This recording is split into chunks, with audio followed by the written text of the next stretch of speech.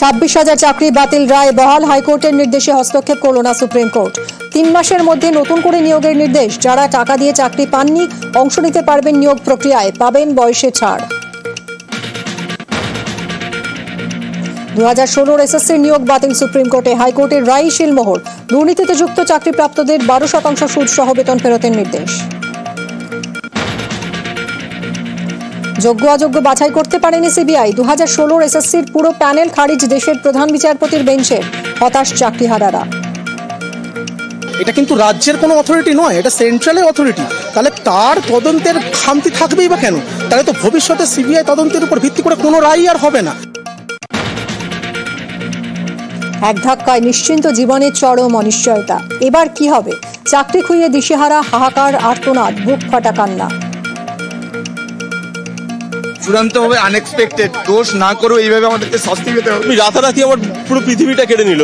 জানি না, আমার হয়তো সুইসাইড করতে হবে। ওটা ফ্যামিলির আমাদের মুখের দিকে তাকিয়ে সংসারটা চলে, বেঁচে থাকাই কঠিন আমাদের। আজকে আমি আমার পাড়ায় ঢুকতে পারবো না, সবাই বলবে দেখো চোর এসছে, চোর এসছে। আদালতের রায় চাকরি বাতিল প্রায় 26,000। মানবিক মুখ্যমন্ত্রী। চাকরিহারাদের পাশে থাকার বার্তা মমতা বন্দ্যোপাধ্যায়।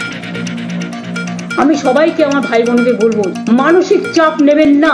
যারা আপনারা আজকে বঞ্চিত হয়েছেন তাদের পাশে আমরা ছিলাম, আছি এবং থাকব। চাকরি খুইয়ে চরম হতাশা। 7ই এপ্রিল নেতাজি ইন্ডোরে চাকরিহারাদের সমাবেশ। দেখা করবেন মমতা বন্দ্যোপাধ্যায়। হাইকোর্টের নির্দেশ বহাল সুপ্রিম কোর্টে। বাতিল 26,000 চাকরি। কেন আলাদা করা গেল না যোগ্য অযোগ্য? নিয়োগ দুর্নীতিতে রাজ্যের শাসক দলকে নিশানা বিরোধীদের। চাকরি বাতিলে মুখ্যমন্ত্রীর নিশানায় বিরোধীরা। বাংলায় শিক্ষা ব্যবস্থায় বিপর্যয় আনাই বিজেপি সিপিআইএম টার্গেট।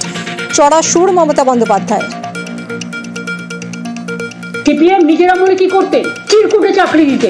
ওই তার তদন্ত তো হয় না, বিজেপি রাজ্যে তো তদন্ত হয় না। আমি বিশ্বাস করি এটা বিজেপি করিয়েছে এবং সিপিএম করিয়েছে। লোকসভার পর রাজ্যসভা। দীর্ঘ 13 ঘন্টার আলোচনা। রাত 2:30 নাগাদ 128 বনাম 95 ভোটে পাস ওয়াকফ সংশোধনী বিল। সংসদের 2টি কক্ষেই পাস। ওয়াকফ বিলটি আইনে পরিণত হতে এখন রাষ্ট্রপতি দ্রৌপদী মুর্মুর সইয়ের অপেক্ষা।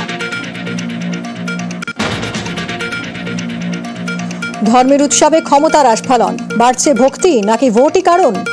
টার্গেট 26। ফের ধর্মের অস্ত্রে শান। বৈতরণী পেরোতে পদ্মের ভরসার রাম। শাসক তৃণমূল হাঁটছে সম্প্রীতি পথে। এই ধর্মযুদ্ধে বাম কংগ্রেস আছে তফাতে।